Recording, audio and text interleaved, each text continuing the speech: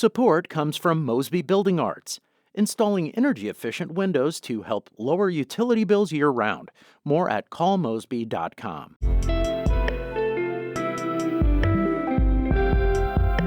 From the St. Louis Public Radio Newsroom, this is The Gateway. It's Monday, May 5th. I'm Abby Larico. Kickboxing practice is a form of empowerment and self-defense for a group of LGBTQ folks in St. Louis. I've never learned to fight, and I am kind of tired of feeling scared all the time. It's called Queer Fight Club, and we are going to talk about it coming up after this news on The Gateway. A measles exposure in St. Louis has the Missouri Department of Health and Senior Services warning of potential local spread. A person from out of state with a confirmed case of measles reportedly visited the St. Louis Aquarium the afternoon of April 30th, according to a Sunday night DHSS memo. The person also ate at a restaurant that same day, but no further details have been provided yet. The state health authority says anyone who may have been exposed and who is immunocompromised or does not have the MMR vaccine should contact their health provider. This is the second known case of measles in Missouri, following a confirmed report in Taney County last month. The CDC has tracked more than 900 cases in 12 outbreaks this year. St. Louis County Animal Care and Control Adoption Center is continuing to fight the worst outbreak of parvo it's ever experienced, with the deadly virus spreading through the shelter over the last month. As STLPR's Andrea Henderson reports, county health officials say one dog in the shelter's care still has the virus. The county's animal shelter identified a case of parvovirus on April 19th. Staff and volunteers quickly disinfected and isolated the area to prevent the spread of the virus. During that time, more than 200 dogs were in the county's care. The county euthanized 19 of those dogs because they tested positive for the virus and were showing symptoms. County Health Director Kanika Cunningham says they are continuing to monitor dogs and deep clean the facility. I think this was a lesson learned that as we go through outbreaks, making sure that we have the proper space to be able to isolate and quarantine. We can't prevent outbreaks, but we can do what we can to make sure we have the appropriate spacing and resources available. The shelter and adoption center is closed until further notice. I'm Andrea Henderson, St. Louis Public Radio.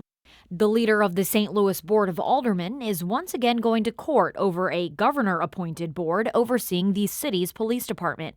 Board of Aldermen President Megan Green filed a lawsuit in state court Friday, arguing that the bill with the police board language in it violates a constitutional prohibition of legislation with multiple subjects. The suit also contends the bill contains an unfunded mandate for the city police department and stifles city officials from speaking out against the board's decisions. This is the second lawsuit Green's been a part of against the police board. She was a plaintiff in a now dismissed federal suit over the matter. St. Louis's newly elected comptroller says she has referred problems at the city's tow lot to federal prosecutors. STLPR's Rachel Littman has more on Friday's announcement from Donna Behringer. The problems at the lot were documented in an internal audit done by the previous comptroller. The review looked at tow lot operations between July 2022 and September 2024. Auditors found an $86,000 discrepancy between the city's accounting system and a report from a statewide criminal justice database. Tow tickets were missing, and the vehicle inventory was poorly maintained. Previous audits, dating back to 2018, had also found problems with internal accounting procedures. In a letter to prosecutors, Behringer calls it her duty to report the findings. The U.S. Attorney's Office would not confirm or deny that it had received the letter or the existence of any investigation. I'm Rachel Littman, St. Louis Public Radio. A bill headed to Missouri Governor Mike Kehoe's desk would stop the state's child welfare agency from seizing federal benefits like Social Security from children in foster care. Last fiscal year, the Children's Division spent more than $10 million from foster children's benefits to offset the cost of their care and services. State Representative Ashley Ani from Platte County is the House Minority Leader, and she says the bill provides foster children with more support as they enter adulthood. It seems to me that leaving these kids with no resources when they begin their lives, when they age out of the system, is just absolutely cruel. The measure is part of a larger bill that would also make it illegal for anyone under the age of 18 to get married. More states are eliminating sales taxes on groceries. Illinois recently made the move to end the tax starting next year, and as Harvest Public Media's Jim Meadows reports, Missouri is among other states considering it. Only a handful of states still charge sales taxes on groceries, including South Dakota and Missouri. Lawmakers in Missouri are considering legislation to end it. Amanda Berry with the group Empower Missouri says the state's residents spend an average of $60 a month just on taxes for groceries. And so $60 a month to a person who may only be making $2,000 a month, of course, is disproportionate compared to somebody who may be making $7,000, $8,000, $9,000, $10,000 a month. The bill in Missouri would also phase out local grocery taxes, which has raised concerns from municipalities over lost revenue. I'm Jim Meadows, Harvest Public Media. A commission will soon study adjusting the boundaries between Illinois and Indiana, with the Hoosier State interested in welcoming parts of Illinois that want to secede. St. Louis Public Radio's Will Bauer reports Indiana Governor Mike Braun signed a bill into law to create the commission without any Illinois representation. The commission will have 6 appointees from Indiana. It calls for 5 people from Illinois, too, but that won't happen because the Illinois legislature hasn't even passed a companion bill out of committee. G.H. Merritt, who's long advocated for forming a new state, says the real motivation of this new Indiana bill isn't about redrawing maps. After talking with the Indiana House Speaker's staff, Merritt says Indiana lawmakers see it as advocating for Chicago suburbs in Indiana. And they see what is going on in Chicago and Illinois, economically, financially, and they're trying to send them a message that they need to correct course. 33 downstate counties in Illinois have passed symbolic referendums about creating a new state separate from Chicago since 2020. I'm Will Bauer, St. Louis Public Radio. Although international students in the St. Louis area had their immigration records restored and visas reinstated last week, attorneys say they shouldn't travel until their records are retroactive. Jim Hacking of St. Louis is one of many immigration attorneys nationwide fighting to make ICE close any gaps in dates on erased CVIS records. Hacking says many students have 2 or 3 weeks of breaks in their records, which could put them at risk of not being able to return to the country if they leave. It might prevent you from being able to change your status here in the United States. And so that would be obviously a big burden for people, especially given the fact that the State Departments are revoking the visas, which are the tickets into the United States. Hacking also says students with any criminal records should read the government's new policy on how immigration status can be terminated. Now that President Donald Trump's 100th day in office has come and gone, Missourians are sounding off on some of his initial moves.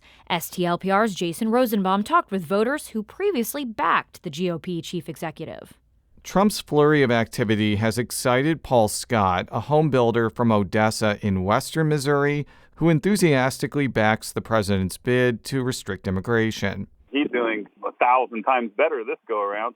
Bryant Kagi, a farmer from Maysville in northern Missouri, reluctantly voted for Trump last year. He says he's been dismayed by Trump's embrace of tariffs. We can take care of ourselves, and we generally want less government interference into the work we do, and tariffs are right up there with it. Kagi says he hopes backlash over the tariffs prompt Republicans to once again embrace free market principles, as they did when George W. Bush was president.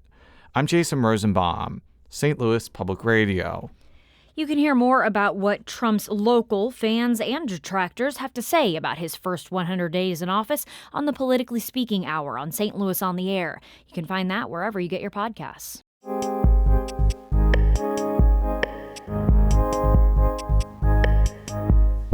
When you hear Fight Club, you may think of the movie where guys beat each other up for fun. But a local group of LGBTQ kickboxers has made its own club of the same name to learn self-defense. As St. Louis Public Radio's Abigail Wetteroff reports, these fighters are packing punches and fostering a safe space. Members of Queer Fight Club meet weekly in a bright open room with hardwood floors and mirrored walls. People are chatting and joking around as they wrap their hands in preparation for boxing practice.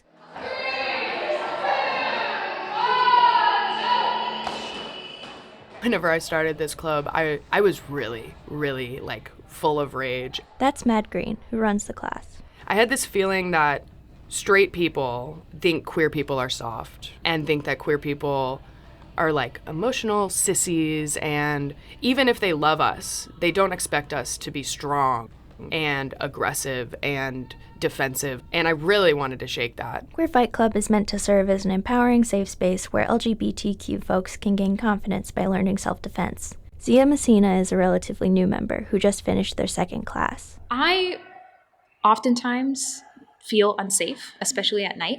I've never learned to fight, and I am kind of tired of feeling scared all the time. So I really wanted to learn how to defend myself. Queer Fight Club began as a piece of social practice art for Green's MFA thesis at Washington University. Tad Schulter-Johns has been involved since the club's inception. They vividly remember the first 12 weeks of the project. Mad would interview us, or they would, film and record us hitting. Or there was one class that we did after we lost our first gym space. We dipped our feet into paint, and we did a whole class on the ripped up mats from our old gym space. Queer Fight Club has evolved into a more typical workout class since then, but Green says the spirit of creativity still comes through. Most people say that they are coming for community. I think the election has changed those answers a little bit. A lot of people are saying they're scared now, which I think is, realistic. Still, one of the most common answers is that they're searching for community. That sense of belonging was one factor that brought Zoe Castro to Queer Fight Club just under a year ago. Having the community be queer people has truly allowed me to just be myself, and I feel like that has allowed me to not have to overthink or put any extra energy into thinking of how I'm being perceived because I feel comfortable in the space. Other members were looking for a supportive place to practice a new skill. Jeff, who has taken martial arts classes at other gyms in the past, says the camaraderie of Queer Fight Club sets it apart. Having a from the get comfortable environment where, I felt safe to get back into it and to make mistakes and to be tired whenever I was tired was really encouraging, and it really led to me, coming back. The club has made a positive impact on many of its members' lives. One of them, Anna, said that coming to practice each week just makes her feel better. I always leave practice feeling way better about the day and way more energized and almost hopeful in a way. I feel like it gives me hope to see a bunch of queer people who are consistently getting stronger and encouraging one another and learning how to defend ourselves. Membership has skyrocketed over the past few months. Green says that growth has been encouraging to see. However, the club's transition into somewhat of a small business, they say, can be bittersweet. They are reluctant to advertise Queer Fight Club's meeting place out of fear of harassment. That's why St. Louis Public Radio is withholding the last names of some of its participants at their request. The realness of it kind of threw me for a loop, because part of me wants this to stay underground and keep it secret, and you have to have a password to come in.